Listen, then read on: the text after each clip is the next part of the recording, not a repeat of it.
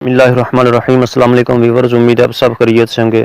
Viewers, PTI leader शेर अफजल मरवत ने सहाफ़ियों से गुफ्तगू करते हुए कहा कि वो हुकूमत के खिलाफ कार्रवाई करेंगे और किसी सूरत इंसानी हुकूक की पामालियाँ नहीं करने देंगे। उन्होंने उम्मीद ज़ाहिर की कि शोहदा के खून को रायगा नहीं जाने दिया जाएगा और इंसाफ की फराहमी को यकीनी बनाया जाएगा।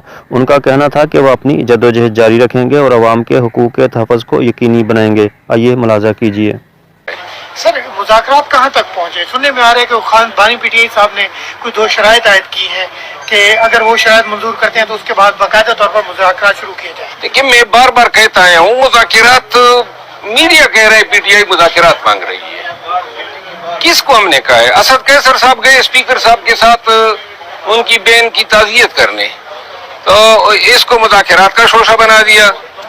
मुज़ाकरात किस तरह होंगे? इधर मैयतें आ रही हैं हमारे वर्कर्स के घरों में, लोग अस्पतालों में गोलियों से भुने गए हैं, वो पड़े हैं, गाड़ियां जो हैं गुम हैं, अमलाक लूटी गई हैं, और आप कह रहे हैं हम मुज़ाकरात की मिन्नतें कर रहे हैं।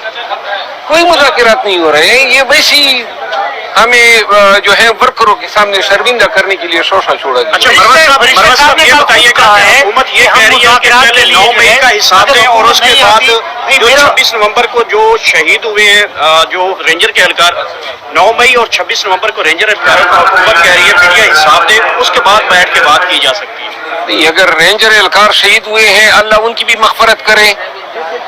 किन्होंने उनको शहीद किया है? वो तो गाड़ी के तले आए हैं। वो सिपाही भी जो है एक्सीडेंट का शिकार हुआ है, कोई गोली तो नहीं लगी है उनको, लेकिन अगर किसी ने जुर्म किए तो उसको करारे वाक़ की सजा मिलनी चाहिए, और साथ में उनको भी करारे वाक़ की सजा मिलनी चाहिए जिन्होंने निहत्ते अवाम पे गोलियां चलाई है।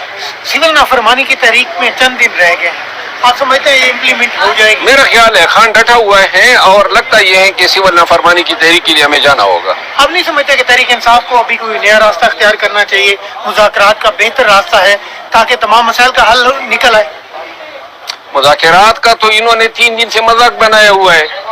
आगे से कहते हैं कि जी, पहले ये कहें कि जी हम चोर नहीं है, ये कहते हैं कि हमें तो चोर कहते थे, तो चोर तो कहते थे, दुरुस्त कहते थे, और वो कहते थे कि जी मैंडेट हमने चोरी नहीं किया है, ये पार्लियामान जेली है। तो जेली आप लोग आए ना फॉर्म 47 पे, आपका ख्याल है आपको क्लीन चिट मिलेगी? कतई नहीं मिलेगी। व्यूअर्स, वीडियो के हवाले से कमेंट्स बॉक्स में अपनी राय का इज़हार ज़रूर दें। शुक्रिया। पाकिस्तान जिंदाबाद।